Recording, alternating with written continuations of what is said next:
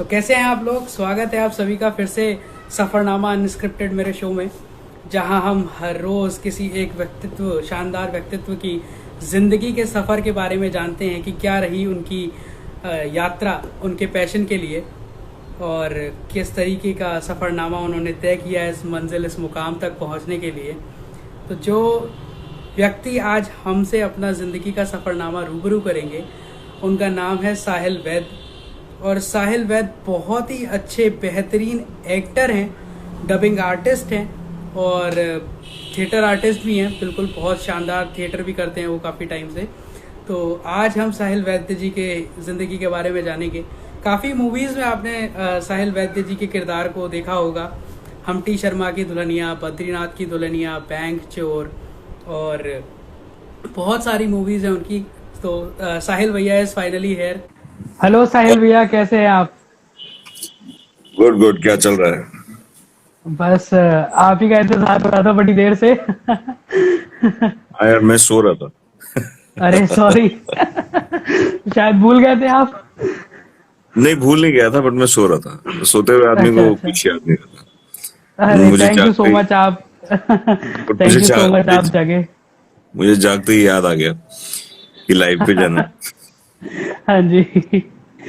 तो साहिल भैया, कैसा चल रहा है मुंबई का हाल और कैसे हैं आप। मुंबई बढ़िया है यार। मुंबई हमेशा की तरह खड़ी हुई है, अभी भी जूझ रही है। जी। मेरा मेरा मेरा हाल मुंबई के हाल से थोड़ा सा बेहतर है, बट ठीक है, चल रहा है। जी। तो साहिल भैया, मैं बिल्कुल मुंबई और आपके हाल के बाद बिल्कुल पूछना चाहूंगा कि ये शो आपका शो है, इसमें हम आपकी जिंदगी के सफरनामे के बारे में जानेंगे। तो साहिल भैया, हाँ, आपका सफर। एक्टिंग से, जी बिल्कुल। तो आपका एक्टिंग से जुड़ाव कैसे हुआ, आप कब से आपने एक्टिंग करना शुरू की, कैसे आप इस फील्ड में आए। यह मुझे याद भी नहीं है। मैं मुझे याद भी नहीं, मैं 3 साल की उम्र से I always wanted to be an actor. तो जी। ये कहना बिल्कुल गलत होगा कि एक दिन मुझे ख्याल आया, नहीं। मुझे याद भी नहीं कि मुझे ख्याल कब आया। मैं हमेशा से एक्टर रहा हूँ। मैं एक्टर जी ही था, आई थिंक। जी जी। बस ऐसे ही है। मुझे लगता है पिछले जन्म में स्ट्रगलर रहा हूँ, इस जन्म में सक्सेसफुल हो गया। इतना लंबा इतना लंबा मेरा सफरनामा रहा है शायद। You never know. जी। तो साहिल भैया, जो आप फाइनली बॉम्बे आए और आपने मूवी शुरू की, तो पहली मूवीज और उससे पहले की जर्नी के बारे में प्लीज थोड़ा सा बताइए। मूवीज के पहले कौन सी मूवीज? मूवीज के पहले की जर्नी आपकी, कि मूवीज तक पहुंचे वो टाइम पीरियड। मैं यार दिल्ली में थिएटर करता था। मुझे जी। आज मुझे 23 साल हो चुके हैं थिएटर करते हुए। वाह। मेरी उम्र इतनी नहीं है, लेकिन मैं क्योंकि बचपन से थिएटर कर रहा हूँ, जी तो फिल्म्स से पहले मेरी जर्नी यही रही है कि मैं अपनी जर्नी फिल्म्स से जो शुरू हुई उसको तब से समझता हूँ जब से मैं जी मुंबई आया। क्योंकि जी जब कोई मुंबई आता है तो यही सोच के आता है कि फिल्मों में काम करेंगे, राइट? जी जी बिल्कुल। तो बिफोर मुंबई, दिल्ली में मैं थिएटर करता था, मैं थिएटर पढ़ाता था। आई वॉज जी। Theatre instructor also. आई वाह। Was children theatre. तो वहीं से शुरू हुआ सारा कुछ सफर, फ्रॉम द स्टेज। तो आपको कब रियलाइज हुआ कि this is the right time, कि अब मुंबई जाना चाहिए। ये रियलाइजेशंस जो होते हैं ना, ये अपने आप होते हैं। ये जी। मैं अगर इतना मैं इतना अगर सटीक होता ना अपनी सोच को लेके कि दिस इज द राइट जी टाइम, तो फौज जी। में होता। Oh, defence.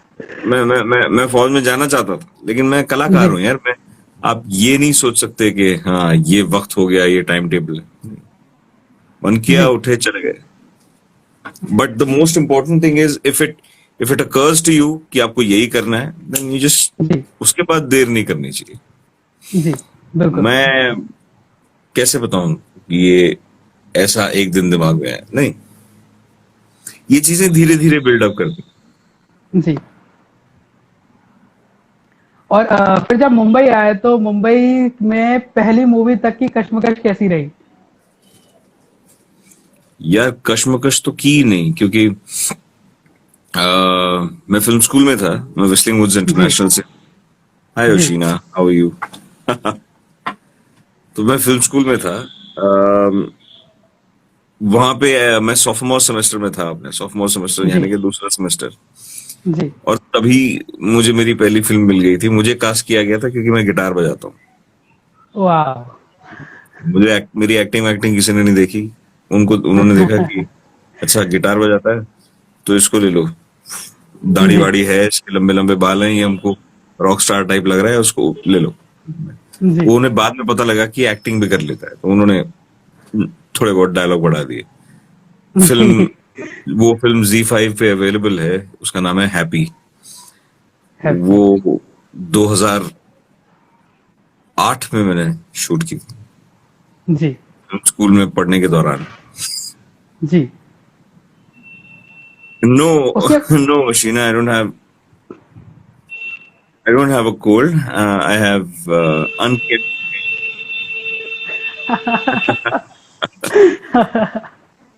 या तो plus I love Sahir beanies, मुझे बीनीज बहुत पसंद है। जी। हम्म।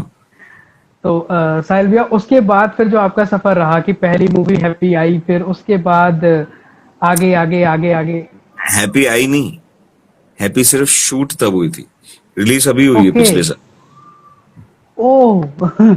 तो ये बहुत लंबी टाइम बाद एक रिलीज मूवी 2008 के बाद 2019 में रिलीज हुई आई थिंक।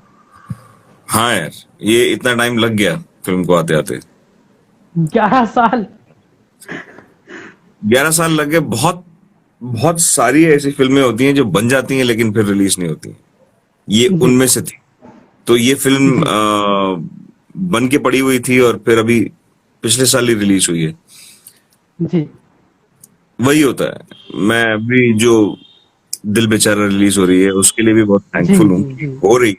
जी, मैं लोगों से यही कहना चाहता हूँ कि अगर फिल्म रिलीज नहीं होती है तो वो फिर इतने टाइम तक लटक ही जाती है। जैसी बिल्कुल। ये मेरी फिल्म थी हैप्पी, ये लटक गई। 2007 जी, में शूट हुई हुई फिल्म 2019 में रिलीज हुई। एक पूरी जनरेशन निकल गई उसके बाद निकल पिक्चर गए। Z5 पे जी, रिलीज हुई। तो इसलिए जी, मैं ये सोचता हूँ कि ये फिल्म बनते ही रिलीज हो जाए तो उससे बढ़िया कुछ नहीं हो सकता। बिल्कुल, बिल्कुल। तो फिर साहिल भैया जो ये मूवी हुई आपकी, उसके बाद जो दूसरी मूवी का सफर रहा, हम्म। कुछ उसके बारे में बताइए क्योंकि ये तो बिल्कुल रिलीज ही नहीं हुई है, शूट हुआ, उसके बाद रिलीज हाँ हुई 2019 में। तो उसके बाद क्या चल रहा था दिमाग में कि कैसे कैसे हाँ, इसके मतलब अभी बाद एक शूट इस की है? इस फिल्म को शूट करने के बाद फिर मैंने अपना फिल्म स्कूल पास आउट किया। जी, उसके बाद मुझे एक सीरियल मिला था जो जी, शाहरुख खान साहब बना रहे थे, उसका नाम था फौजी। जी, जी, उसकी कास्टिंग में मेरे 7-8 महीने घुस गए, क्योंकि वो सारे पूरी मुंबई के एक्टर्स वहां जी, ऑडिशन देने आया करते थे, जी, जिसमें बहुत बड़े बड़े लोग शामिल थे जो आज जी, बहुत बड़े बड़े लोग हो गए हैं। जी, मैं भी उनमें से था। हम 5 लड़के वाह! सिलेक्ट किए गए थे, तो हम लोग जी, शूटिंग शुरू की।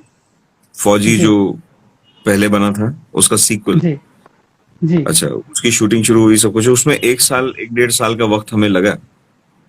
वो जी, कभी सीरियल टीवी पे नहीं आया। कुछ हुआ, ओह! चैनल का झगड़ा क्या हुआ समझ में नहीं आया। लेकिन वो कभी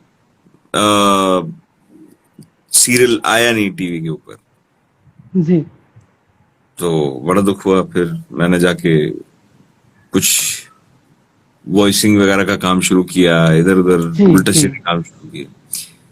फिर उसके जी, बाद एक ऑडिशन क्रैक किया मैंने, जो फिल्म थी बिट्टू बॉस, बिट्टू बॉस, 2012 जी, में। हाँ। जी, वो फिल्म बहुत इंटरेस्टिंगली, जब मेरे को मिली थी तो मेरे को कहा गया था कि 40 दिन में आपको बिल्कुल एकदम बॉडी बनानी है, एकदम मस्कुलर, गांव के हाँ जी, पहलवान जैसे। हाँ जी। बन जाएगी। मैं बिट्टू बॉस से पहले बिल्कुल पतला सा था। यहाँ पे अच्छा। मेरा यहाँ पे बहुत सारे लोग हैं जो उस चीज के लिए वाउच कर सकते हैं। अनिल है, अनिल सर, हाय अरे मिस्टर अनिल चरणजीत। तो मैं हेलो एकदम अनिल सुकड़ा सर। सा था। हाँ, मैं ऐसे सुकड़ा सा था। मेरे को उन्होंने बोला कि 40 दिन में एकदम वेट बढ़ा लो और ये एकदम जी पहलवान टाइप बॉडी बना लो। मैंने बना ली। जी जी। अब आप पूछोगे कैसे बनाई, तो वो फिर हेल्थ चैनल पे जाना पड़ेगा। ये हेल्थ इंटरव्यू तो है नहीं। बट बिल्कुल बहुत बिल्कुल। बहुत बहुत टफ था। बिट्टू बॉस रिलीज हुई, नहीं चली, लोगों को पसंद नहीं आई। लेकिन जी फिल्म भी बड़ी हिस्टोरिक फिल्म है। जी काफी सारे ऐसे एक्टर हैं जो आज स्टार बन गए हैं। मतलब जी फातिमा सना शेख है, जी। जो जिसने बाद में बहुत साल बाद दंगल की। दंगल, अभी जी we all know who she is. Then उसके अंदर आयुष मेहरा है। आयुष मेहरा जी। आज ऑनलाइन बहुत बड़ा स्टार हो गया है। बिल्कुल। अशोक पाठक है। अशोक पाठक को आप पंजाबी फिल्म्स में बिना हाँ, बिना लिए पंजाबी फिल्म्स बना नहीं सकते। बना नहीं सकते जी। पुलकित सम्राट तो खैर है ही, हाँ वो तो जी। हीरो थे बिल्कुल फिल्म के। राइट। बिल्कुल। जी तो उस फिल्म से काफी सारे लोग निकल के सामने आए। अच्छा, उसके बाद एक लंबा ब्रेक लगा और मैं नेशनल जियोग्राफिक चैनल में नौकरी करने चला गया, बिकॉज मुझे लग नहीं रहा ओह, था कि एक्टिंग एक्टिंग में, क्योंकि मैं मीडिया स्कूल से हूँ। आई एम फ्रॉम जी जर्नलिस्ट बैकग्राउंड। मैंने पढ़ाई की है मीडिया की, जर्नलिज्म जी की, मास जी कम्युनिकेशन की, पब्लिक रिलेशन जी की, एडवर्टाइजिंग की। तो मैं चला गया। मैं नेशनल जियोग्राफिक चैनल में काम कर रहा था, स्क्रिप्ट्स लिखता था, वॉइस ओवर्स करता था। जी और हम शो बना रहे थे जिसका नाम था इमरजेंसी रूम। जी तब फिर मैं एक सर्जरी की शूटिंग कर रहा था। तब जी शशांक का फोन मुझे आया था। उन्होंने बोला था कि एक ऑडिशन मैं चाहता हूं कि आप दे दीजिए। जी। वो ऑडिशन एक था, उसके बाद कुछ 10-15 ऑडिशन और लिए गए। तब जाके समझ जी में आया कि ये हम्टी शर्मा की दुल्हनिया नाम की एक पिक्चर बन रही है, जी जिसमें उन्होंने फिर मुझे काम दिया। जी।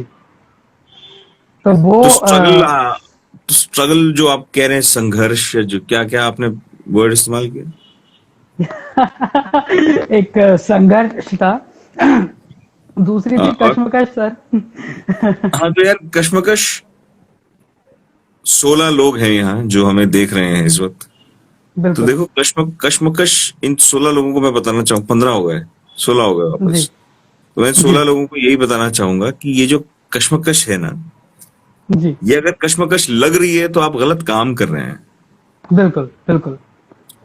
अगर आपकी कश्मकश आपको मुश्किल लग रही है, अगर आपको आपकी जी कश्मकश कश्मकश लगती है, जी। तो आप गलत प्रोफेशन में हैं, आप गलत काम में हैं। आपको बिल्कुल। आपकी कश्मकश में भी मजा आना चाहिए, आपको अपने एग्जैक्टली। संघर्ष में भी सुकून मिलना चाहिए। क्या बात है सर। बिल्कुल। एग्री। Exactly agree. तो जब आप वहां गए और आप वापस शूट के लिए आए, तो कुछ ऐसा था कि सर मिसिंग हो रहा है, इसलिए वापस मूवीज में जाना है, चैनल छोड़ना है मुझे, ऐसा कुछ था सर? ऐसा नहीं है। ऐसा नहीं है। मैं आज भी मुझे इस चीज को एक्सेप्ट करने में कोई शर्म नहीं है कि जी मैं आज भी वो सारे काम कर रहा हूँ जो एक एक्टर जनरली नहीं करता है। मैं एडिटिंग करता हूँ। जी मेरे पास एक स्टूडियो है जहाँ पे मैं कभी कुछ शूट करके अपने आप ही कलर करेक्ट करने बैठ जाता हूँ। मैं अपनी जी। एजुकेशन को जाया नहीं देना चाहता। मैं चाहता हूँ कि मैं इस चीज को करता रहूं, because tomorrow I would like to make movies. जी करेक्ट। मुझे फिल्में बनानी भी हैं। जी। यूज करूंगा, डायरेक्ट करूंगा, मुझे नहीं पता। पर एटलीस्ट टेक्निकली जो मेरे पास जो नॉलेज है, उस चीज को अपग्रेड करते रहना बहुत जरूरी है। बहुत सारे। मैं एग्री सर। मैं साउंड का बहुत सारा काम करता हूँ। I do a lot of mixing. जी I do a lot of mixing. I do a lot of music in my studio. गाने जी बनाता हूँ, गाने कंपोज करता हूँ, मैं जी प्रोग्राम करता हूँ, मैं उन गानों को प्रोड्यूस करता हूँ। जी। मुझे नहीं पता उन गानों का क्या होगा, कौन सुनेगा, बट मुझे अच्छा लगता है, मैं कर रहा हूँ। मैं जी सिर्फ एक्टिंग नहीं करता हूँ। जी हाँ, इसीलिए मैंने जब इंट्रोडक्शन दिया तो आपको आर्टिस्ट ही बोला था। क्योंकि आई नो एक्टर कहना एक अलग बात हो जाएगी। नहीं, मजेदार बात यह है कि ये सब जो मैं करता हूँ ये मेरी एक्टिंग में मुझे हेल्प करता है। जी करेक्ट। क्योंकि जी जब जब राइटर लिखते हैं ना, एक कैरेक्टर लिखते हैं ना, वो ये जी सोच के नहीं लिखते कि हाँ हमारे मुल्क में ऐसा है, कि वो सोच के ही लिखते हैं कि कौन से एक्टर के लिए लिख रहे हैं। हाँ बट जी एक अच्छा राइटर कभी ये सोच के नहीं लिखता कि किसके लिए लिख रहा है, वो सिर्फ एक कैरेक्टर लिखता है जी कि मेरे कैरेक्टर ये सब करेगा, मेरे कैरेक्टर ऐसा दिखेगा, ये सब उसकी काबिलियत होंगी, ये उसकी कमजोरियां होंगी। अब हमें एज एक्टर्स उन आदतों, उन कमजोरियों, उन काबिलियतों को अपनाना, अडेप्ट करना ही हमारा काम है। जी तो अगर अगर समझ लीजिए आपके किरदार को वायलिन बजाना है फिल्म के अंदर, तो आपको वायलिन बजाना जी सीखना पड़ेगा। और वायलिन बजाना एग्जैक्टली। कोई दो दिन में सीखने का काम नहीं है। नहीं नहीं। वायलिन आप लोग जिंदगी लगा देते हैं तब भी नहीं सीख पाते। एग्जैक्टली। तो एज एन एक्टर आप वायलिन लेके खड़े हो तो 2 मिनट में बताया जा सकता है कि आप बजा रहे हो या एक्टिंग कर रहे एग्री सर, वो देख के पता चल जाता है। हो। और ऐसे ही कई सारी चीजें, सिर्फ वायलिन जी नहीं, कई सारी चीजें। जी गाड़ी चलाना हो गया, मोटरसाइकिल चलाना हो गया, घोड़ा दौड़ाना हो गया, है ना, ड्रम्स जी बजाना हो गया। जी आप कुछ चीजों को फेक नहीं कर सकते हैं। नहीं कर सकता। और जिन चीजों को आप फेक नहीं कर सकते हैं वो फिर आपको खराब सीखनी एक्टिंग पड़ेगी। करवा। या तो फिर सीखनी पड़ेगी सर। करेक्ट। तो बिल्कुल आपको हर चीज सीखनी पड़ेगी यार। बिल्कुल। छोटी सी एग्जांपल है, आपको किसी ने एक रोल दे दिया, बोला चलो भी जय आप हेयर ड्रेसर का काम करेंगे इस फिल्म के अंदर, I want you to do the character of a hairdresser. जी आपको आता है बाल वाल काटना? नहीं, बिल्कुल नहीं सर। हजामा नहीं सर। कैसे करोगे? सही बात है। आपको सीखनी सीखना पड़ेगी पड़ेगा, सर, रोल के लिए प्रॉपर। सीखना पड़ेगा। करेक्ट। ना सिर्फ सीखना पड़ेगा, हर एक प्रोफेशनल का काम करने का अपना एक तरीका होता तरीका है होता कि है। नहीं? Yes sir. Yes sir. बाल काटने वालों के भी अलग अलग स्टाइल होते हैं कि हाँ वो ऐसे जी खड़े होकर बाल काटेंगे। उनको ना सिर्फ वो चीजें सीखनी पड़ेंगी, बल्कि अपना खुद का वो स्टाइल डेवलप भी करना पड़ेगा। जी करेक्ट। जी थोड़ा मिनट सब कुछ सीखना पड़ेगा। बिल्कुल बिल्कुल। बिल्कुल सीखना पड़ेगा सर। तो वो जो हम्म। आपका हम्टी शर्मा की दुल्हनिया में फिर जो पोपलू वाला किरदार था वो बहुत ज्यादा अमेजिंग था, और उसके बाद फिर बद्रीनाथ की दुल्हनिया में आप सोमनाथ का किरदार आपने प्ले किया, if I am not wrong. Somdev. Somdev, हाँ, सोमदेव का हम्म। किरदार वो आपने प्ले किया। तो बद्रीनाथ की दुल्हनिया और हम्टी शर्मा की दुल्हनिया के बीच का जो गैप था, उसमें सर आप क्या कर रहे थे, कहाँ थे? उस गैप में मैंने बैंक चोर की शूटिंग की। जी हाँ। अच्छा। हम्टी शर्मा की दुल्हन भी, और उसके 1 या 2 महीने बाद मैं बैंक चोर के सेट पे था, मैं बैंक चोर की शूटिंग कर रहा था। जी वो इतना अलग कैरेक्टर था मेरे लिए। जी उसमें मैंने विलन का पार्ट प्ले किया है। हाँ।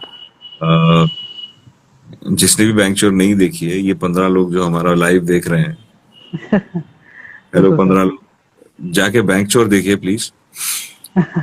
वो उस गैप के अंदर बैंक चोर का शूटिंग, डबिंग, काफी सारा उसका पोस्ट प्रोडक्शन चल रहा था। जी बैंक चोर खत्म होने के बाद तो काफी टाइम तक उसके रिलीज होने का वेट करते रहे हम लोग। ओके। 2014 में मैंने बैंक चोर की शूटिंग शुरू की थी, 2015 में खत्म की थी।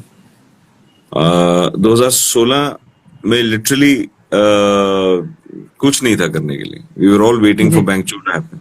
2016 के जी मध्य भाग में जाकर के कहीं बद्रीनाथ की दुल्हनिया की शूटिंग शुरू हुई थी, जी जो कि फिर तो 2017 में रिलीज हुई। और बैंक चोर जो है वो बद्रीनाथ की दुल्हनिया के बाद रिलीज हुई, बाद रिलीज हुई। जी जी विच इज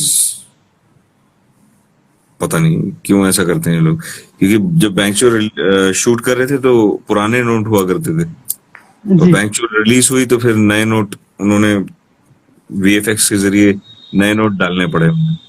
नोटबंदी हुई थी। हाँ। जी सर। करेक्ट। तो हेलो टैलेंट बैंक तड़का, जो हाउ आर यू? एंटमैन। बिल्कुल सर, बिल्कुल। और मैं एक चीज और पूछना चाहूंगा आपसे कि जो आप साथ साथ डबिंग आर्टिस्ट वाला काम करते हैं हम्म। सर, उसके बारे में भी प्लीज थोड़ा सा बताएं। मैं सिर्फ डबिंग आर्टिस्ट वाला काम नहीं करता हूँ, डबिंग आर्टिस्ट वाला काम नहीं, भी नहीं, मैं मैंने बोला मोस्टली, भी। हाँ नहीं, मैं मोस्टली वॉइस एक्टर हूँ। वॉइस एक्टर जी। क्या होते हैं वो, जनरली एक्टिंग करते हैं, जी। लेकिन या तो किसी के लिए करेक्शनल काम करते हैं जी। डायरेक्टर, कभी कभी उनको किसी की आवाज पसंद नहीं आती तो उस आवाज को रिप्लेस करने के लिए काम करते हैं। कभी जी। कुछ लैंग्वेज बदलनी होती है, लोकलाइजेशन का काम करना होता है तो वो काम करते हैं। जी। अ, या फिर समझ लो कि आपको अपनी खुद की ही, जी। you sometimes you play a character which is not real, जैसे कोई एनिमेटेड कैरेक्टर होता है, या फिर जी। कैरेक्टर which is surreal और अनरियल, जैसे आपने कार्टून्स देखी होंगी, कार्टून्स के अंदर बिल्कुल। वो बिल्कुल। सारे एक्टर्स ही होते हैं जो आपके जी। उन कैरेक्टर्स को वॉइस देते हैं। जी। तो दैट्स व्हाट जी। We do mostly. तो डबिंग आर्टिस्ट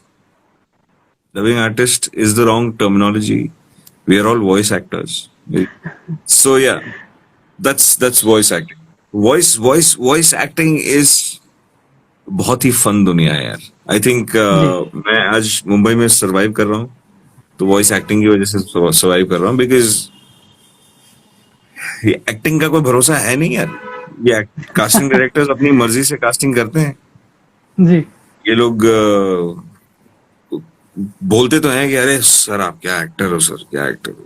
फिर मैं पूछता हूँ क्या एक्टर हूँ, तो वो बोलते हैं कि हाँ हाँ नहीं है कुछ आएगा। प्रॉब्लम ये है कि जब आप एक थोड़ा सा कुछ काम कर लेते हो ना, पीपल ऑल्सो जी। Don't want to cast you in smaller roles. वो भी दे ऑल्सो जी। काइंड ऑफ, दे जी। Very sweet.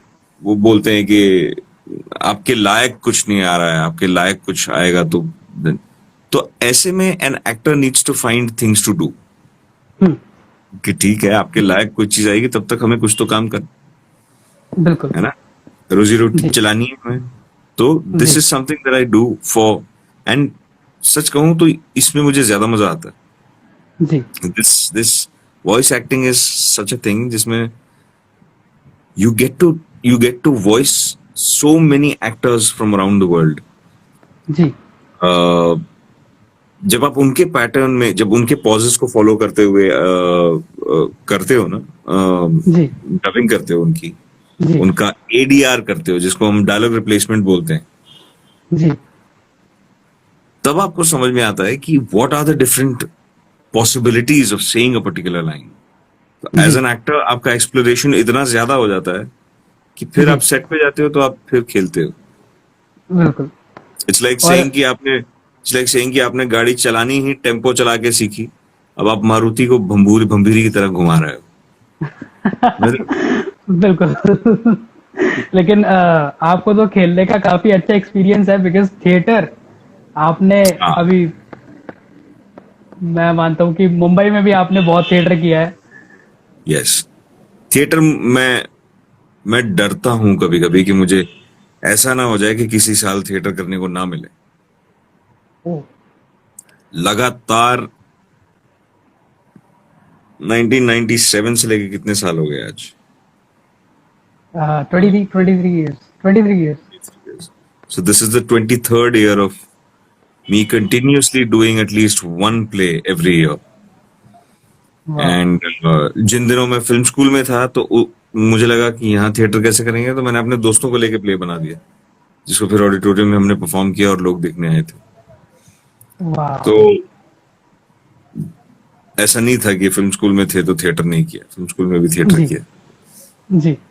In fact whistling woods में सबसे पहला थिएटर प्ले मैंने किया था। अच्छा। हाँ, वाह। बहुत मजा आया था। सो थिएटर यार, थिएटर नहीं छूटेगा। आई डोंट जी थिंक, बिकॉज थिएटर मेरे लिए बिजनेस नहीं है। जी थिएटर ना ही मेरे लिए प्रैक्टिस है। ये जी मत सोचना कि मैं थिएटर करता हूँ क्योंकि मुझे एक्टिंग की प्रैक्टिस करनी है। और जी थिएटर मेरे लिए अलग काम है।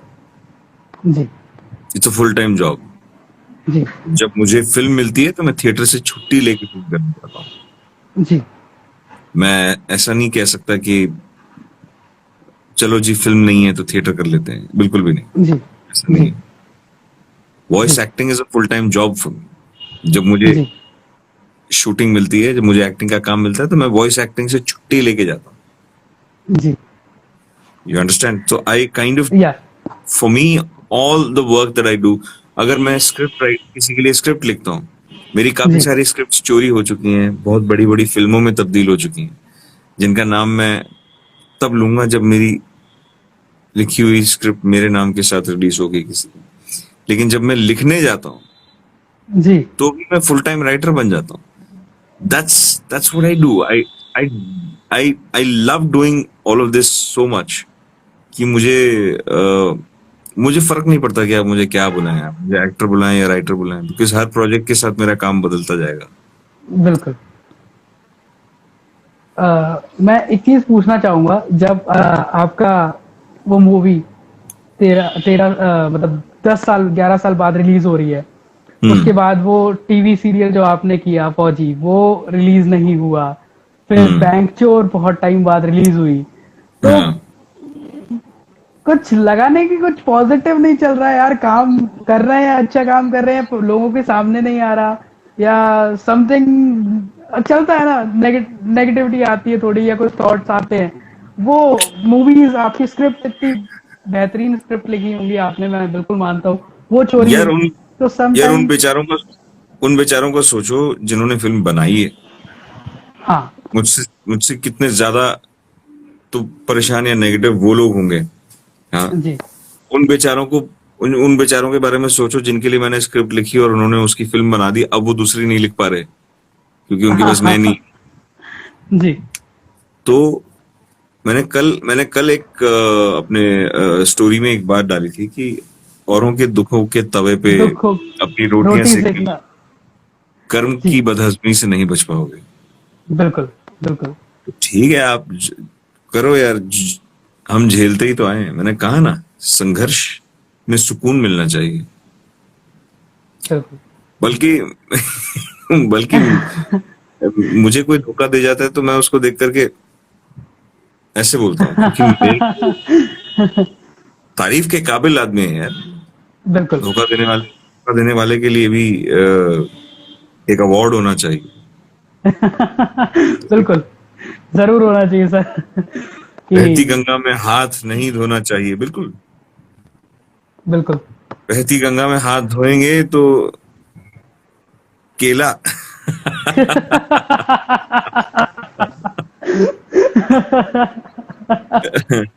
हाँ, बहती गंगा में चढ़ावे के केले बहुत बहते हुए आए।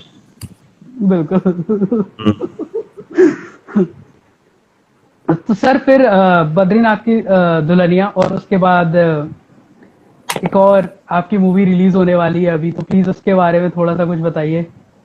दिल बेचारा के बारे में ज्यादा बात नहीं करते क्योंकि लोग उस फिल्म को देखना चाहेंगे, देखेंगे तो ज्यादा अच्छा लगेगा। बिल्कुल बिल्कुल बिल्कुल। आज ही पोस्टर आया है कि कल ट्रेलर रिलीज होने वाला है। जी जी देखते हैं ट्रेलर में क्या मैं कितना दिखता हूँ और कहानी कितनी समझ में आती है। जी लेकिन फिल्म बहुत खास थी, उसको शूट करते वक्त जी बहुत मजा आया। जी अम, मुकेश छाबड़ा ने फिल्म डायरेक्ट की। जी मुझे तो लगा था कि वो भूल गए मुझे, फिर अचानक उन्होंने अपनी ही फिल्म के लिए मुझे बुलाया। He wanted to cast me in his own film. ये कहानी ऐसी थी जो फिल्म मैं ऑलरेडी देख चुका था। फॉल्ट इन आवर स्टार्स अच्छा। का ऑफिशियल रीमेक है। जी। 'फॉल्ट इन आवर स्टार्स' का ऑफिशियल रीमेक है। जी। 'फॉल्ट इन आवर स्टार्स' का ऑफिशियल रीमेक है। जी। उसके अंदर, 'फॉल्ट इन आवर स्टार्स' का ऑफिशियल रीमेक है। उसके अंदर, 'फॉल्ट इन आवर स्टार्स' का ऑफिशियल रीमेक है। ये कहानी ऐसी थी जो फिल्म में ऑलरेडी देख चुका था। हीरो और हीरोइन को छोड़ के एक ही ऐसा दूसरा कैरेक्टर था जो मुझे बहुत पसंद आया था, जी और वही उन्होंने मुझे दे दिया, and I kind of really loved doing it. और उसके लिए भी काफी मुझे ट्रेनिंग करनी पड़ी। मुझे ऐसा नहीं था कि फन पार्ट है, लेकिन फन पार्ट के बीच में भी वो लगातार अपनी आंखों की रोशनी खो रहा है। ओ तो मैंने कुछ नहीं किया, मैंने बस अपने थोड़ी सी चीटिंग की। मैं सीधा नसीर साहब के पास पहुंच गया। मैंने कहा सर मुझे आप बताइए, मुझे एक अंधे का किरदार मिला है, मुझे जी आपने जो स्पर्श में किया वो मुझे बताओ कैसे करूंगा। जी और फिर बीच में अंधाधुन आ गई और मुझे लगा कि हाँ यार ये भी ये अंधे कैरेक्टर्स चारों तरफ से। So I went to the जी ब्लाइंड स्कूल। वहां पे माहिम में एक कॉलेज है जहाँ पे ब्लाइंड बच्चों का एक पूरा डिपार्टमेंट है। जी उनके साथ मैंने टाइम बताया, उनके साथ गप्पे मारी, और वो मुझे पहचान गए वाह क्योंकि वो फिल्में सुनते हैं। जी उनके साथ रह के मुझे समझ में आया कि आज के अंधे कैसे जीते हैं। क्योंकि हम फिल्मों में देखते हैं कि हाँ ठीक है, एक्टर्स भी आजकल क्या करते हैं, हाँ अंधों को कैरेक्टर है तो एक लाठी ले ली, थोड़ा एग्जैक्टली टटोल लिया, जी चल लिए। जी जी लेकिन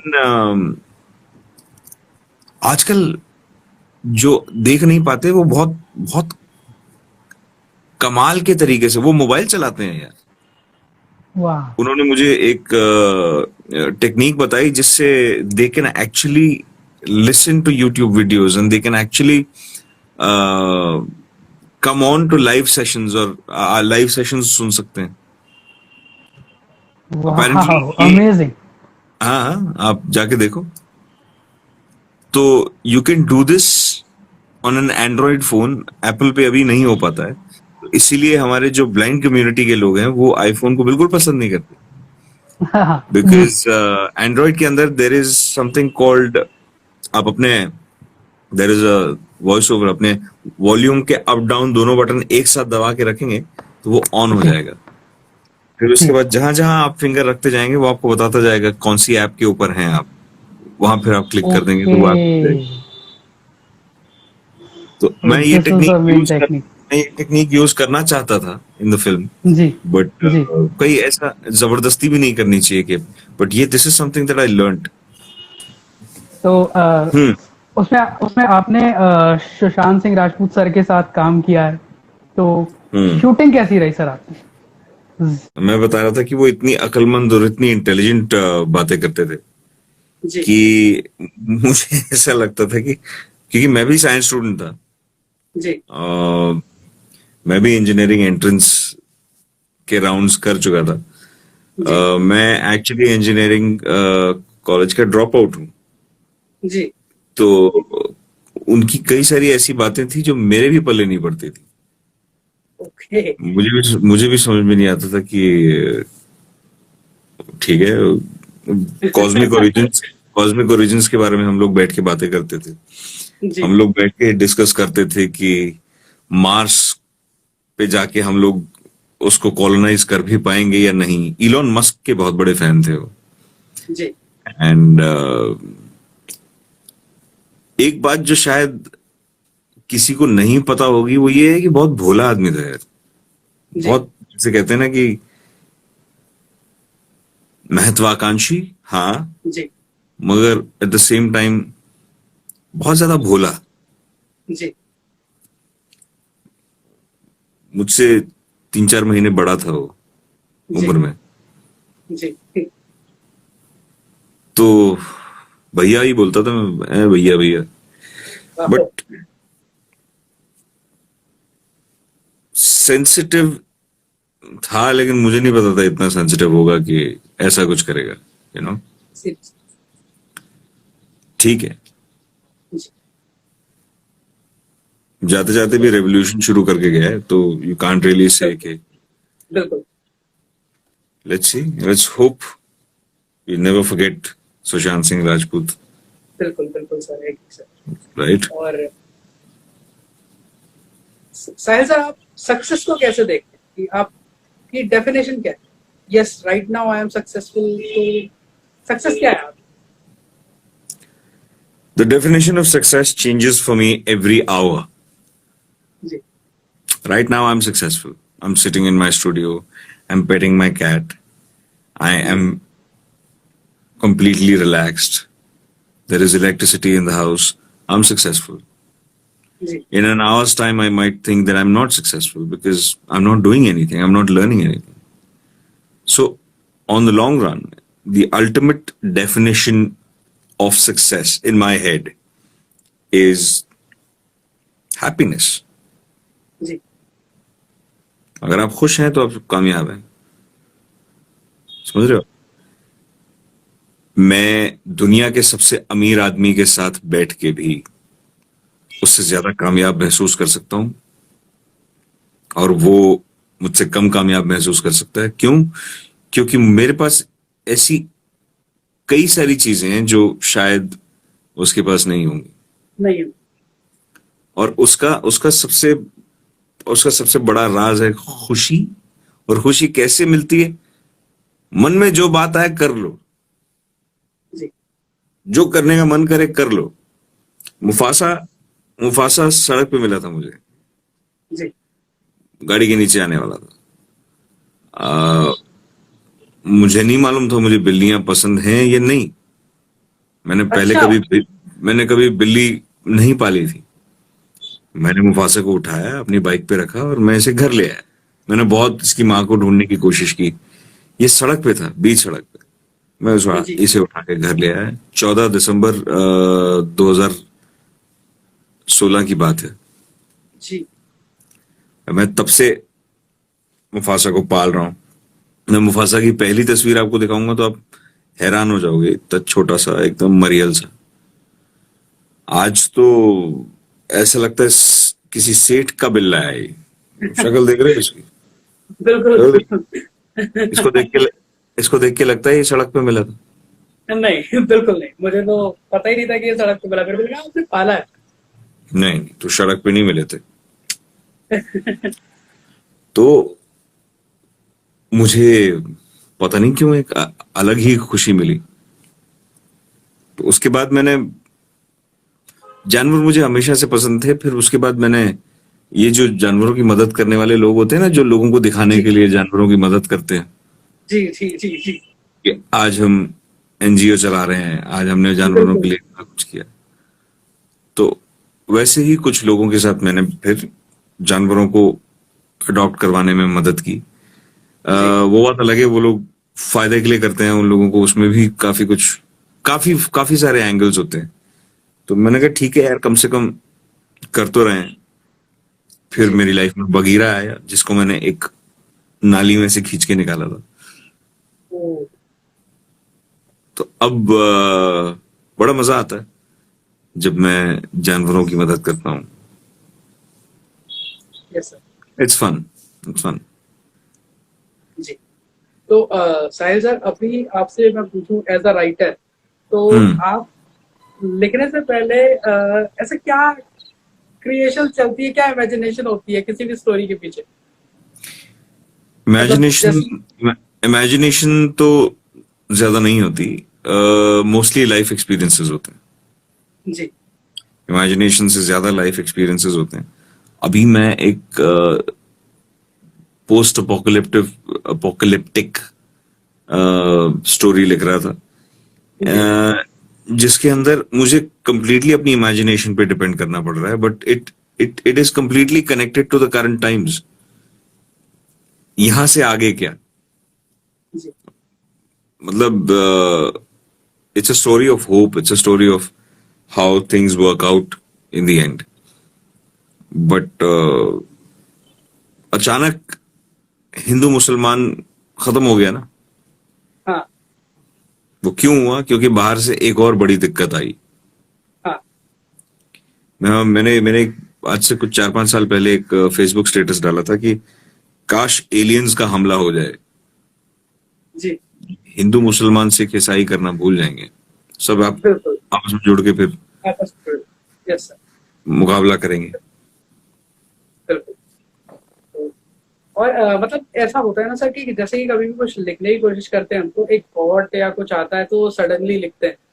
या आपके संग ऐसा होता है कि एक थॉट आया, स्टोरी चली और फिर आराम मेरे से साथ मेरे प्रेस। साथ ऐसा मेरे साथ ऐसा होता है, थॉट्स आते रहते हैं, थॉट्स अक्यूमुलेट होते रहते हैं। जी। फिर मैं लिखने का बड़ा आलसी हूँ। बट जिस अच्छा। दिन लिखने बट जिस दिन लिखने बैठता हूँ तो फिर सारे थॉट्स फिर एक साथ निकाल देता हूँ, तबड़ तबड़ तबड़ तबड़ करके सब लिख देता हूँ।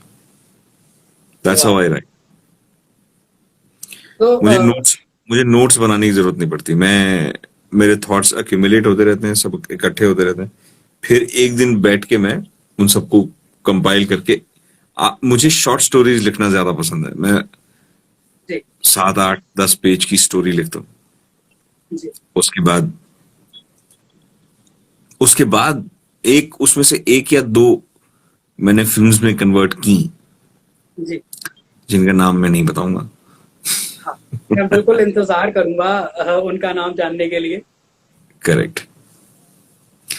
किसी दिन बताऊंगा। उस दिन का इंतजार है मुझे साहिल भैया, बेसब्री से इंतजार है।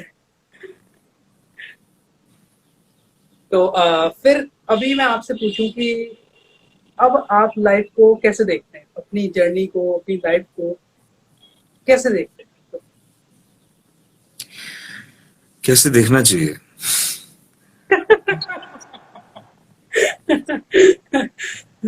नहीं, मेरे को तू तो आपकी ऐसे वो बहुत। तू तो ऐसे पूछ रहे हो जैसे मैं रिटायर्ड कर्नल साहब हो गया, हो गई अपनी लाइफ खत्म, चाय के बागान खरीद लिए और लाठी लेकर के। अरे अभी बहुत कुछ करना है यार। नहीं, बिल्कुल बिल्कुल। अभी लाइफ को देखने का टाइम नहीं है। अभी लाइफ को जीने का टाइम है। जब बिल्कुल। जब बुढ़िया जाएंगे, जब 90 साल के हो जाएंगे, उसके बाद बैठ के सोचेंगे कि हाँ क्या लाइफ थी। अभी तो बहुत कुछ करना है, अभी तो बहुत कुछ बनाना है। अभी मतलब सफर का आनंद लेते हुए तय किया जा रहा है सर मुकाम। सफर का आनंद आ रहा है, और ये सफर खत्म ना हो तो अच्छा है, क्योंकि गाड़ी बिल्कुल। तेज चल रही है और हवा लग रही है, अच्छा लग रहा है। अगर मैं आपसे पूछूं कि आपने अब तक जो किरदार किए उसमें से हम्म। आपका एक फेवरेट किरदार। वो मैंने अभी तक नहीं किया है। मैंने अभी तक अपना फेवरेट कैरेक्टर किया ही नहीं है, जी। क्योंकि मुझे मौका अभी तक नहीं मिला अपना बेस्ट करने का। अभी तक मुझे जो कुछ भी मिला है, मैं बस क्या कह सकते हैं उसको, मैं बस कर रहा हूँ। जी। मुझे वो सब करने में मजा आता है। लेकिन अगर आप जी। पूछो कि मेरा मोस्ट फेवरेट, बैंक चोर में जो मैंने जुगनू किया था वो काफी करीब आता है, बट जी। अभी भी as a performer, as an actor, अभी मिला नहीं मुझे कुछ। मिलेगा, लेट्स होप। बिल्कुल बिल्कुल। तो अगर मैं आपसे पूछूं कि कोई ऐसा किरदार अब तक का किसी मूवी का, आपकी फेवरेट मूवी का कुछ भी, कि जो आपको लगता हो कि यार ये किरदार मेरा हो सकता था या ये मुझे करना चाहिए। यार ऐसे तो हर पिक्चर देखते ही there is a character in every film that you feel कि आप कर सकते थे, आपको करना चाहिए था। बट की हुई फिल्म्स के कैरेक्टर्स को मैं नहीं बताना चाहूंगा कि ये मेरा फेवरेट था, बिकॉज वो जिस एक्टर ने किया काम उसके लिए बड़ी बेइज्जती की बात हो जाएगी, और आपके लिए भी, क्योंकि फिर लोग कहना शुरू कर देते हैं कि अच्छा, ये अपने आप को वो एक्टर समझता है। बीच में विवेक ओबरॉय ने खुद को कंपेयर किया था हीथ लेजर के साथ, जब क्रिश ओके। आई थी, और उन्होंने कहा था कि लोग कह रहे हैं कि मेरा परफॉर्मेंस जो है हीथ लेजर के जोकर के कैरेक्टर से कंपेयर किया जा रहा है। जी। क्या है कि महत्वाकांक्षी होना बहुत अच्छी बात है, जी। लेकिन हीथ लेजर ने जो किया वो बहुत अच्छा किया, लेकिन ऐसा नहीं है कि उससे बेहतर नहीं किया जा सकता। जी। समझे? तो किए हुए characters के साथ खुद को कंपेयर करने ना करने के ये भी रीजन है कि क्यों यार, वो क्या बस वहीं तक ही जा सकती है परफॉर्मेंस की जद, हाँ, इससे आगे तो जा सकते हैं। बिल्कुल। So that's why.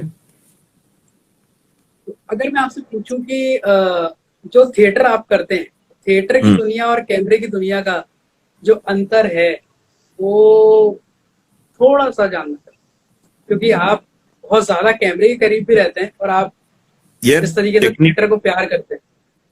मैं बताता हूँ, बड़ी इंटरेस्टिंग बात है। मैं जब इतने साल थिएटर करके मुंबई आया था, जब मैंने पहली बार शूटिंग की थी, जी। कैमरे पे शूटिंग की थी, जी। जब उन्होंने कट बोला था ना, तो मैंने कहा क्यों, क्या हो गया, मैंने क्या किया? तो उन्होंने कहा ऐसे ही होता है साहिल, पहले यहां से लेंगे, फिर यहां से लेंगे, फिर बाद में कंप्यूटर में उस चीज को जोड़ देंगे। मैंने कहा ये समझ में नहीं आया। मैंने कहा यार, मैंने तो पूरी पिक्चर याद कर ली, पूरा सीन याद कर लिया। मुझे लगा जी। पूरा सीन एक साथ शूट होता है। जी। फिर मुझे रियलाइज हुआ कि तुम इतने बुद्धू कैसे हो सकते हो साहिल। सारे शॉट्स के मैग्निफिकेशन और सबके कैमरा एंगल अलग होते हैं ना।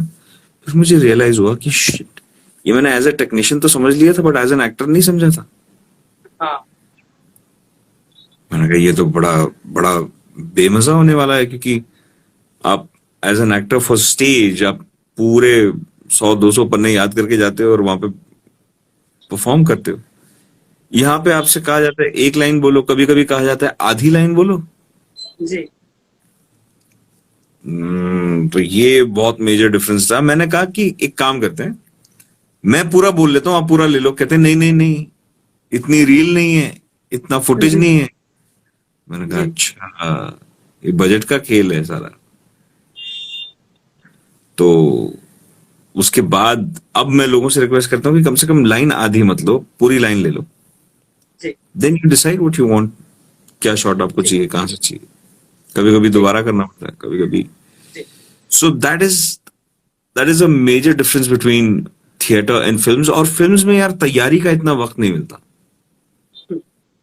फिल्में क्योंकि पैसा कमाने के मंशा से बनाई जाती हैं कि लोग देखेंगे, जी। पैसा देंगे, तो उसमें जी। टाइम की बड़ी कमी होती है कि आप जल्दी जल्दी जल्दी चलो, कमान, फटाफट फटाफट, लाइट जा रही है, लाइट जा रही है। थिएटर ऐसा है, थिएटर में बड़ी बादशाहत है कि हाँ, एक साल हम रीडिंग करेंगे। जी। ये जो थिएटर के टीचर हैं, मिस्टर नसीरुद्दीन शाह, मेरे एक्टिंग के जी। प्रोफेसर हैं। जी। अब मैं उनके साथ काम करता हूँ।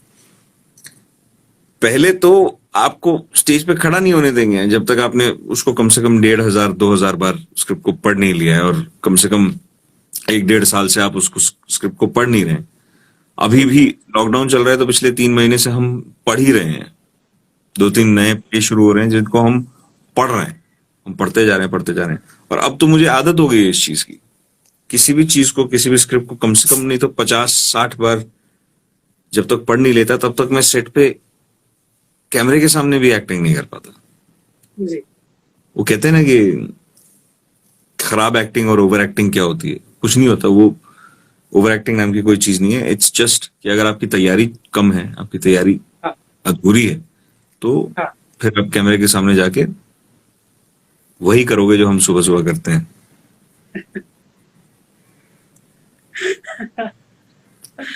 तो तैयारी बहुत अ, जरूरी है। बिल्कुल। तो जब साहिल सर आप दिल्ली से मुंबई आए, तब नसरुद्दीन शाह जी से आपकी मुलाकात हुई या फिर दिल्ली थिएटर से ही आप जानते थे? मैं मुंबई आया ही उनसे पढ़ने के लिए था।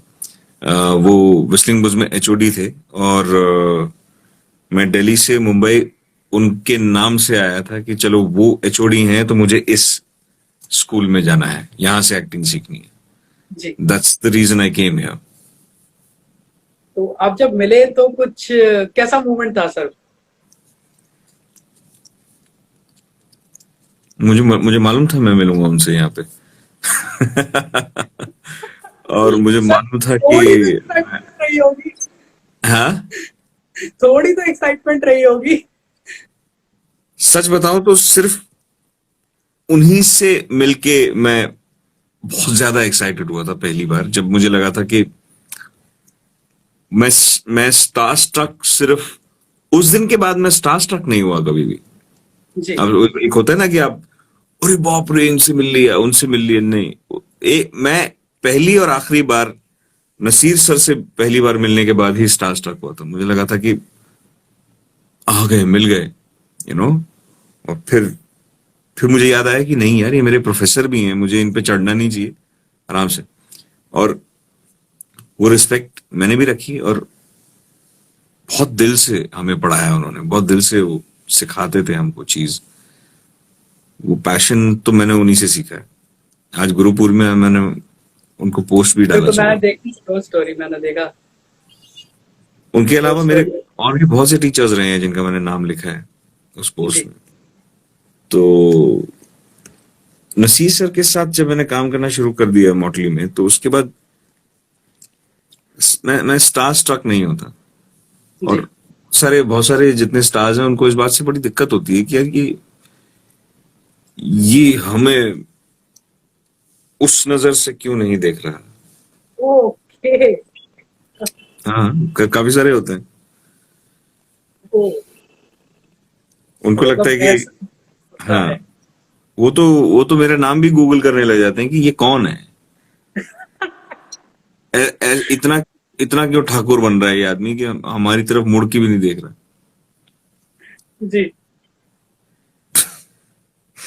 उनको नहीं मालूम उनको नहीं मालूम कि उनके भी जो एक्टिंग में जो उनके भीष्म पितामह हैं वो हमारे गुरु हैं, जिनसे हम रोज मिलते हैं। जी। तो जी। एक एक वो आपको रियलिटी दिखनी शुरू हो जाती है, आपको समझ आ जाता है। जी। मुझे आज तक एक आदमी नहीं मिला फिल्म इंडस्ट्री में जिसको फर्क नहीं पड़ता हो। हाँ। सबको फर्क पड़ता है। वाह सर। तो साहिल सर, मैं बेसिकली अब पूछना चाहूंगा कि अब आगे क्या, किस आगे क्या? किस साहिल को आप आगे और आगे और आगे और आगे ले जाना चाह रहे हैं? एक्टर साहिल को, राइटर साहिल को, वॉइस ओवर साहिल को, किसको? बाबा, आगे तो सारे साहिल जाएंगे, बल्कि आगे और साहिल जुड़ते चले जाएंगे। वाह सर, ये बिल्कुल मैं दिल से देखना चाहूंगा सर कि आगे आपका वो ड्रीम रोल मिले आपको, और मैं दोबारा आपके संग ऐसे रूबरू हो पाऊं। शायद तब पता नहीं आप कहाँ होंगे, पहचान पाओगे या नहीं। पहचान लेंगे, पहचान लेंगे। ये क्या बोल रहे हैं, मेरा नाम लीजिए। अच्छा, हाँ, अंबिका।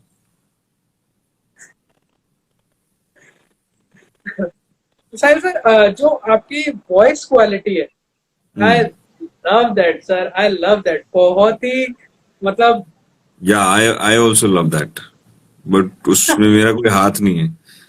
उसने दिए, अच्छा। मैंने बस इसका इस्तेमाल करना सीखा है। इसको कैसे यूज करना है, इसको कैसे सही तरीके से अप्लाई करना है। ऐसा जी। नहीं है कि ये वॉइस क्वालिटी ऐसी ही रहती है। जी। पोपलो की आवाज इतनी भारी नहीं थी हाँ हाँ हाँ। ना। तो वी कैन मैनिपुलेट इट। जी। हम इसका इस्तेमाल करना नहीं सीखेंगे तो फिर एक ही तरह से आवाज निकलती रहेगी। जी। तो साहिल सर, आपने इतनी मूवीज की है, कोई फनी इंसिडेंट, कोई फनी किस्सा आपकी किसी भी एक मूवी के सेट? फिल्मों में तो रोज रोज ही फनी इंसिडेंट होते हैं यार। मतलब ऐसा हो ही नहीं सकता कि एक फिल्म की शूटिंग चल रही है और एकदम कोई दिक्कत नहीं हुई। समझ रहे हो? जी।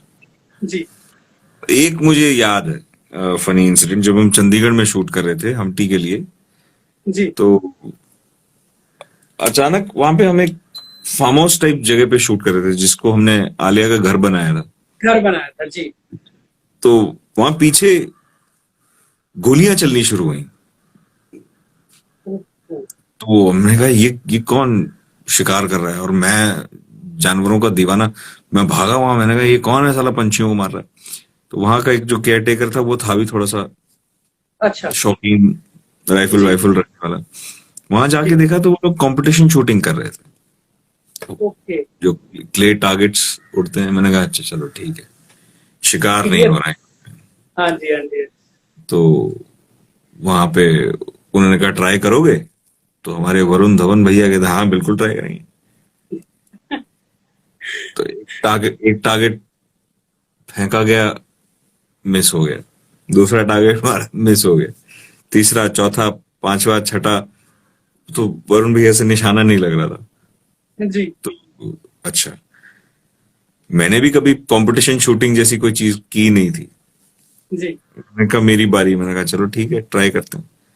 उन्होंने पहला टारगेट फेंका, मार दिया। दूसरा, मार दिया। तीसरा, मार दिया। मैं कहा ये समझ में नहीं आ रहा है। मुझे भी ऐसा लग रहा है कि कोई पीछे खड़ा होकर के मार रहा है, लेकिन ऐसा नहीं था। फिर मुझे रियलाइज हुआ that I am actually good at it. हाँ। 10 के 10 निशाने उड़ा दिए। फिर मैंने इस वाह। चीज को, फिर मैंने कहा यार ये सही टैलेंट मिला है आज।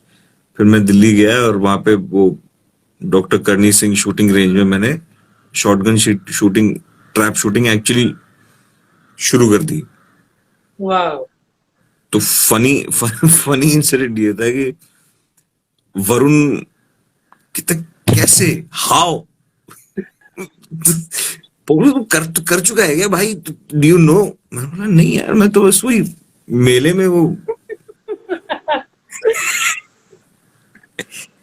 वरुण ने फिर ली। वरुण ने बोला था मुझे मुझे दोबारा ट्राई करना है, नहीं हो रहा था उससे। मैं कहा अब इसमें मैं क्या कर सकता हूँ? आप फिल्म में हीरो, फिल्म से बाहर हम हीरो, ऐसी है। अगर मैं आपसे पूछूं कि if someone want to be a actor, और हम्म। जो थिएटर करते हैं या जो थिएटर नहीं भी करते हैं, जो सीधा मतलब एक्टिंग स्कूल से आते हैं, तो हम्म। क्या ट्रैक क्या रहता है, मतलब कितना लोगों को काम रहना चाहिए? क्योंकि आजकल हम लोगों को ना, मतलब जो हमारी जनरेशन है, they hmm. Need instant success. Hmm. मतलब सक्सेस मिलनी चाहिए, हम कर रहे हैं तो तुरंत सक्सेस मिलनी चाहिए, या जो भी है। तो हाउ कैन दे कैन काम कैसे रहे वो खुद को पेशेंस और फोकस, जस्ट लाइक यू? हाँ, तो इंस्टेंट सक्सेस का एक ही राज है, रातों रात कामयाब हो सकते हो। लेकिन उस रात के पीछे भी तो एक नहीं नहीं, लंबी। एक रात में कामयाबी हासिल कर सकते हो। मैं देता वाह हूं ना, सर, ये। राज की बात हाँ जी, बताता हूँ। बिल्कुल। ये 9 लोग बहुत किस्मत वाले हैं, उनको एक राज की बात पता लगने वाली है। नहीं सर, इस 9 लोग के सिवा ये जो दस देखेंगे दस और आईजीटीवी और यूट्यूब पे, वो और ज्यादा। इसका इसका सबसे बड़ी राज की बात है, रातों रात कामयाब हो सकते हो आप। उसके लिए सिर्फ एक चीज आपको करनी है, और वो एक चीज है अथक प्रयास। वाह, बिल्कुल सर। तो आप ये नहीं कह सकते कि मैं थक गया। हाँ, अगर आप कुछ करके थक रहे हैं ना, छोड़ दो, कुछ और कर लो, आपका काम नहीं है। एग्जैक्टली। हिंदी की जीपीओ में हमने लिखा ना, इनके अथक प्रयासों से, कई बार हमने पढ़ा है। हाँ। हाँ। बस वही अथक प्रयास सबसे ज्यादा जरूरी है। आप नोटिस करो, किसी भी प्रोफेशन में कोई भी जो, हाय सौरभ, किसी भी प्रोफेशन में किसी भी लेवल का जो आदमी है, चाहे वो जी। पॉलिटिक्स में हो, चाहे फिर वो इकोनॉमिक्स में हो, चाहे फिर वो किसी भी फील्ड में क्यों ना हो, जब तक जी। उसके प्रयास अथक नहीं होते तब तक हम्म, फायदा नहीं है। बिल्कुल। फायदा नहीं, अगर आप खुद को धोखा दे रहे हो, एग्जैक्टली। धोखा दे रहे हो खुद को, आप झूठ बोल रहे हो अपने आप से कि आप ये हो, आप वो हो, जबकि आपने किया कुछ नहीं है। जी। ट्रेनिंग सबसे ज्यादा जरूरी है। अगर आप ट्रेनिंग नहीं ले रहे हो, ट्रेनिंग के बाद अगर आप नाकाम हो रहे हो, तो मतलब या तो आपने ट्रेनिंग ठीक से नहीं ली है, या फिर आपका वक्त नहीं आया है। हाँ। निराश होके या हार मान जाने से आप कामयाब नहीं होने वाले। कामयाबी के लिए एग्जैक्टली। आपको बहुत वक्त देना पड़ेगा, आपको बहुत मेहनत देनी पड़ेगी, आपको खून पसीना सब देना पड़ेगा, हड्डियां तोड़वानी पड़ेंगी, बहुत कुछ बिल्कुल। करना। मैं यहाँ मुंबई में हूँ पिछले 13 साल से। यहाँ पे दुनिया में महामारी फैली हुई है, पूरी दुनिया में जी लोग अपनी जान से जा रहे हैं, जी और मैं अभी तक अपने घर नहीं गया। मैं यही हूँ, जी मैं यहाँ हूँ क्योंकि मैं अपना काम कर रहा हूँ। जी सिंपल सी बात है। प्रायोरिटी नंबर 1 आपको अपना काम लगना चाहिए, और वो तभी एग्जैक्टली। होगा जब आपका काम आपके लिए खुद से ज्यादा जरूरी हो जाए।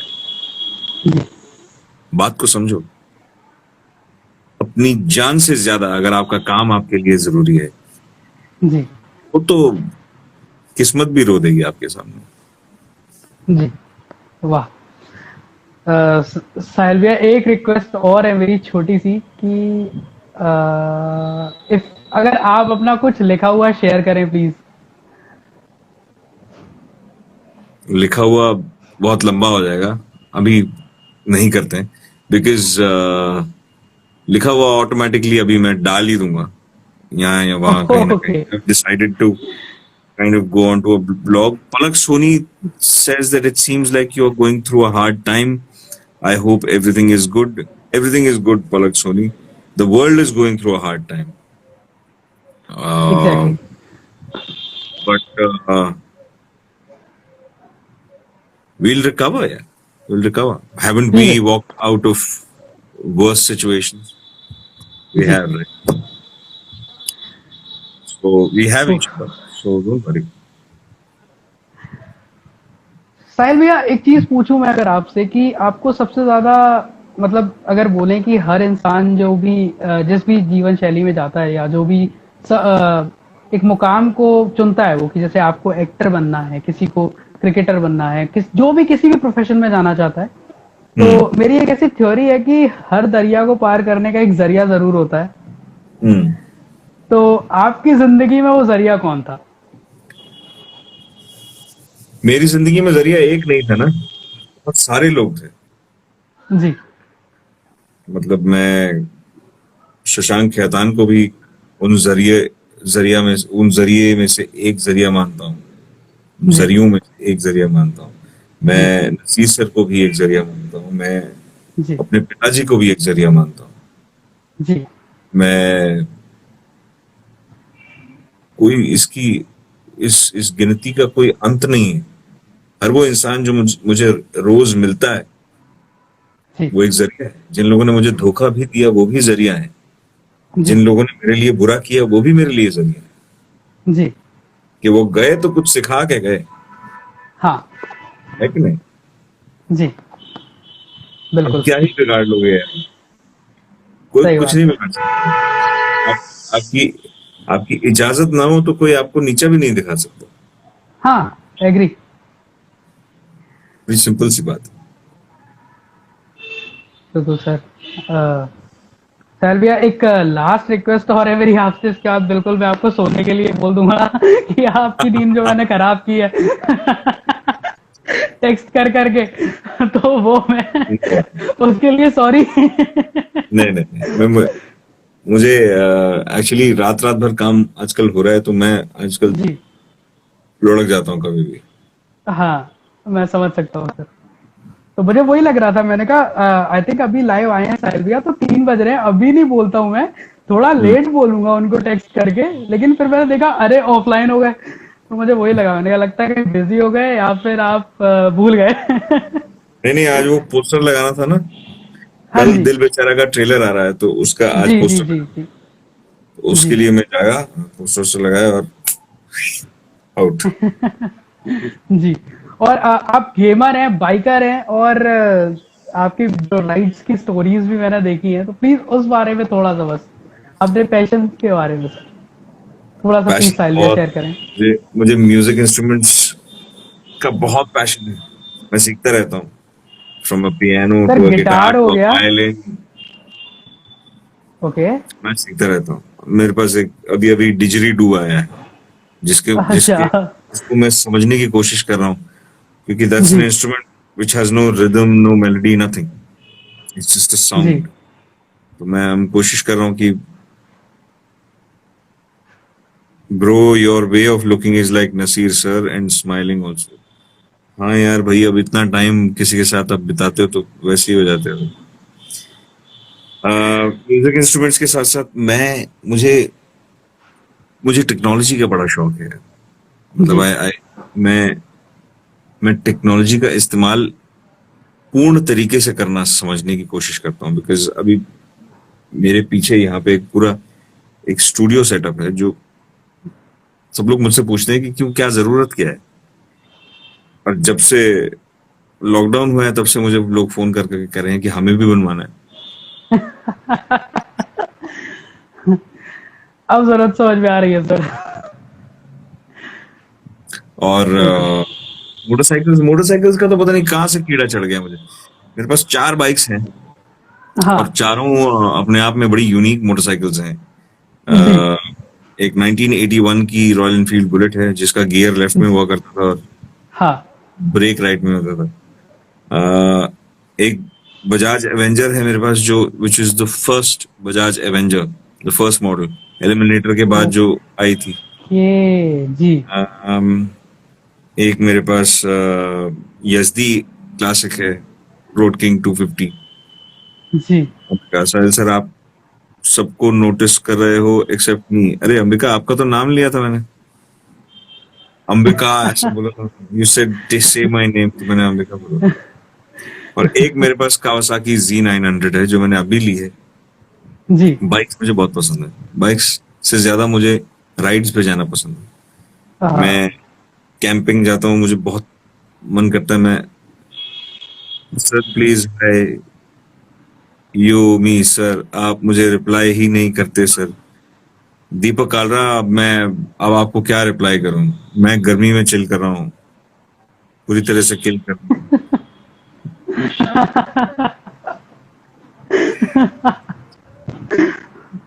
तो दैट्स ऑल्सो द रीजन मुझे बाइक्स बहुत पसंद है। मुझे जी। पहले मुझे लगता था कि यार एक से ज्यादा मोटरसाइकिल रखने वाले लोग लूजर होते हैं। फिर मेरे को पता लगा MS धोनी ने मोटरसाइकिल्स की पूरी कलेक्शन बना के रखी हुई है। पूरी फिर मुझे कलेक्शन बना के रखी हुई है। जी। फिर मुझे शय मिल गई, मैंने कहा अब धोनी कर रहे हैं तो फिर मैं भी। तो अभी बिल्कुल। 4 हैं। मैं ऑलरेडी, मुझे पता है कि मुझे कौन कौन से, बिकॉज मैं I know the motorcycle, I know my bikes, कौन सी मोटरसाइकिल सही है, आई नो। जी। जी। I kind of Tanu Arora तो says your next cap. It's not a cap, it's a beanie. तो नेक्स्ट कौन सी आ रही है साहिल भैया? मोटरसाइकिल हाँ। सबसे पहले तो मुझे अपने आर्सेनल में एक ट्रायम्फ चाहिए। जी। वो मोस्टली टाइगर होने वाली है। ओहो। वाह। ट्रायम्फ तो टाइगर अगर 9। जी तो कुछ एक लास्ट मैं आपसे ये पूछूंगा कि if I want to know कि साहिल वैद जी क्या है, हम्म। तो क्या समझू? साहिल वैद जी तो भाई हिंदी सिनेमा का फ्यूचर है।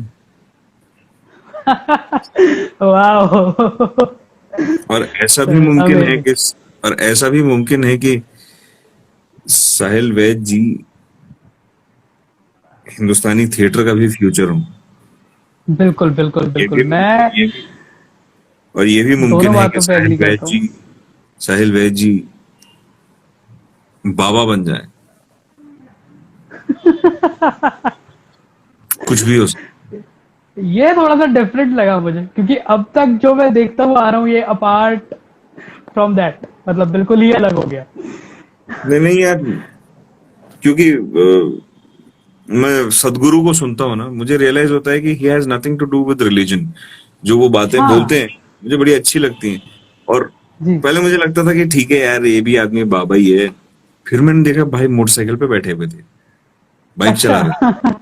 वहां मैं जी। कनेक्ट किया, मैंने कहा यार ये आदमी बाइकर है, बाइकर अपनी बिरादरी का आदमी है। जी। And I started listening to the guy.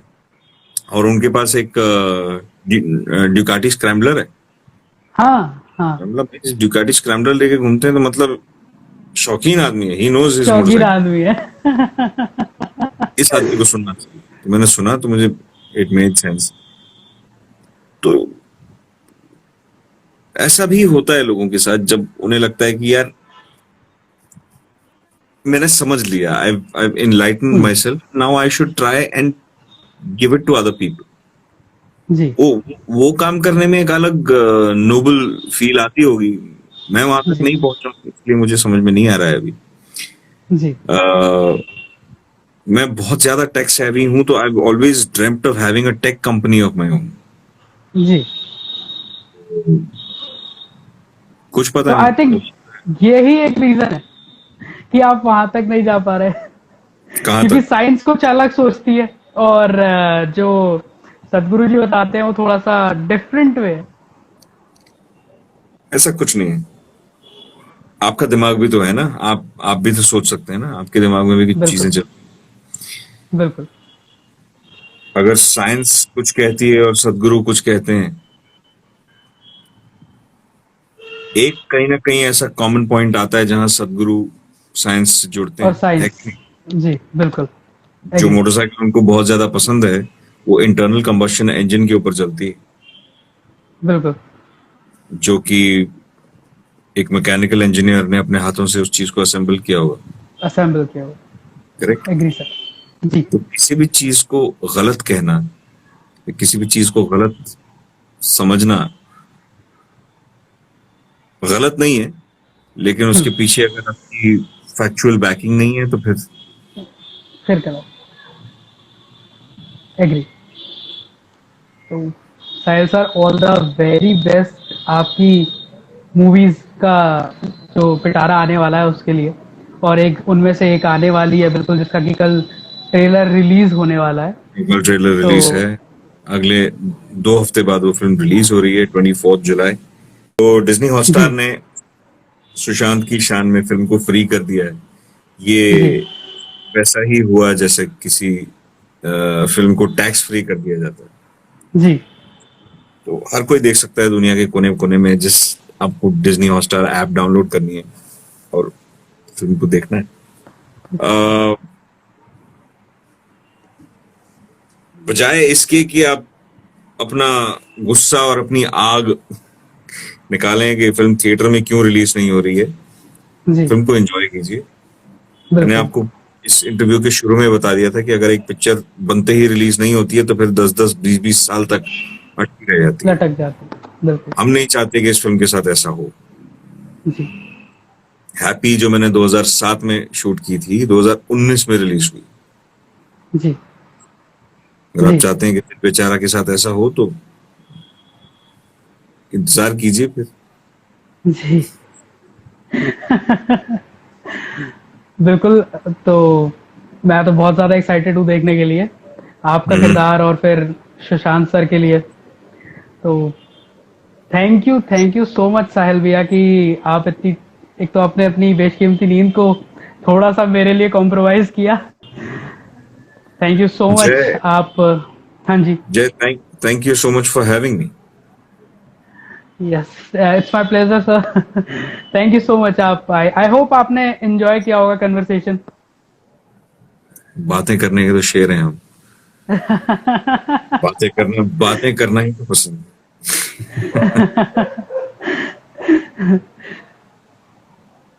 Thank you so much Sahil sir, है। लाइव आने के लिए। दिल बेचारा गोना बी ए हिट। हाँ, दिल बेचारा is gonna be A hit. Sahil sir, क्या बिल्कुल, आप बिल्कुल, यूट्यूबर भी हो? नहीं अंबिका, मैं यूट्यूबर नहीं हूँ। मुझे बहुत लोग बोलते हैं मुझे यूट्यूबर बन जाना चाहिए, मुझे यूट्यूब पे टेक्नोलॉजी सिखानी चाहिए, मोटरसाइकिल्स दिखानी चाहिए, पेट केयर सिखाना चाहिए, लेकिन उनको टाइम नहीं मिल पाता। हाय हसीता एक्सो एक्सो। So I think let's wrap it up now. Jay, it बिल्कुल। was fun. Thank you so much. चलो, say bye to Jay, Mufasa. Bye bye Mufasa, bye bye. Bye bye. Thank you so much Sahil sir, Take care, bye. Jay. All the Love to best. talk with you. Bye bye. Thank you. Thank you so much. Bye.